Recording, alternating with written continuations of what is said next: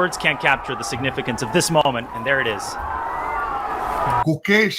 आज जो जिन्होंने चेस की आज जीते और चैंपियन बने, द यंगेस्ट 18th चैंपियन बने हैं, डिंग लायरन को हरा के, जो कि 32 साल की एज से, ये भी भारत को आज इसकी मुबारक बनती है। जो मायूस होकर,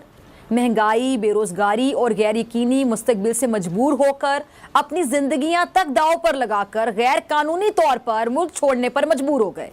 मोदी साहब ने भी मुबारक दी है उनको ट्वीट करके। ड्रेन पाकिस्तान का एक सीरियस इशू बन चुका है।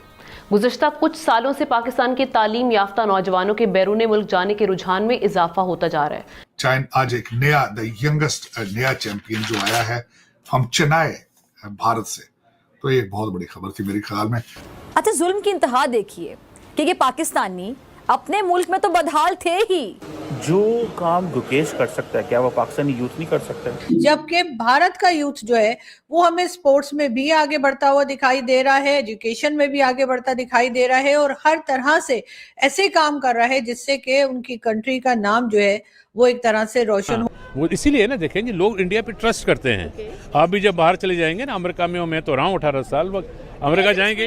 आप अमेरिका में रहेंगे, आप लोग आपको इंडियन बोलेंगे कि जी आप इंडिया से हैं, आप इंडिया से हैं, क्योंकि people know them and people trust them. देखें, जो सबसे पहले बंदा जो यंगेस्ट चैंपियन था वो 1985 में था। इस बच्चे ने 40 साल बाद ये रिकॉर्ड तोड़ दिया।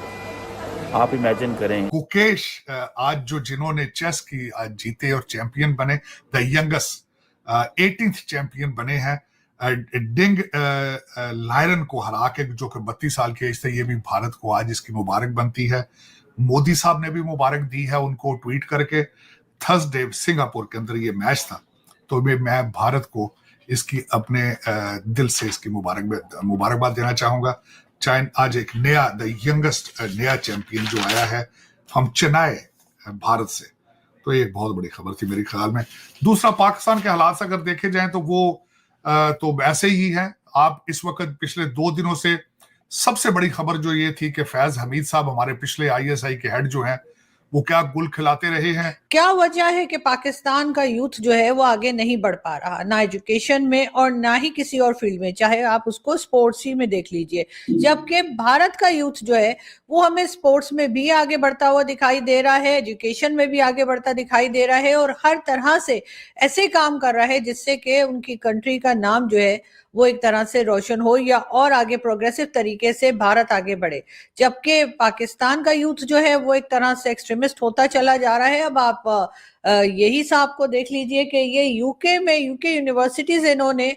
डिग्री ली, लेकिन उसके बाद ये लब्बैक वालों का बैनर लेकर और वहां स्टेज पर अपनी डिग्री लेने से पहले लब्बैक के नारे लगाते हुए दिखाई दिए। जबकि भारत का यूथ जो है वो आप जानते ही हैं कि अभी कल की ही बात है कि ये वर्ल्ड में सबसे यंगेस्ट चैंपियन जो है वो बने हैं, और चेस में इन्होंने जी सबसे यंगेस्ट यानी 18 ईयर्स इनकी उम्र है, और उसमें इन्होंने दुनिया के सबसे बेहतरीन खिलाड़ी होने का और चैंपियन होने का एजाज भी हासिल किया है। लेकिन पाकिस्तान का यूथ हमें ऐसा दिखाई नहीं देता। पाकिस्तान का यूथ हमें एक तरह का एक्सट्रीमिस्ट दिखाई देता है, जो हर बात में रिलीजन को लेकर आता है, हर बात में जी तुम्हारा रिलीजन क्या है या तुम किस फिरके से हो, और इसी किस्म की बातें करता दिखाई देता है। यही वजह है कि भारत हमें हर जगह आगे दिखाई देता है, और हम उसके ऊपर बजाय अपने ऊपर काम करने के, उसको देखकर हम उसके ऊपर जलते कुड़ते रहते हैं।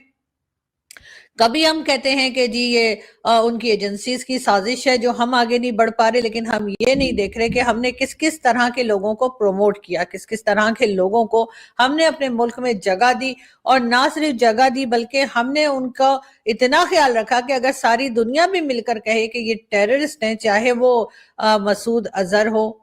चाहे वो आप कह लीजिए कि ये जो हमारे से पकड़ा गया था उसामा बिन लादेन हो, चाहे हाफिज सईद हो, चाहे जो जिसने बच्चों को मार डाला हमारे यहाँ पेशावर स्कूल में, चाहे एहसानुल्लाह एहसान हो, सैयद सलाहुद्दीन हो, या फिर कह लीजिए कि दाऊद इब्राहिम, या इसी तरह के बहुत से लोग, यानी कि ये लाल मस्जिद वाला मौलवी ये हो जाए, या फिर वो जो हमने बुला के बिठाया था अपने यहाँ यानी कि जाकिर नाइक वो हो जाए, चाहे मियां मिट्ठू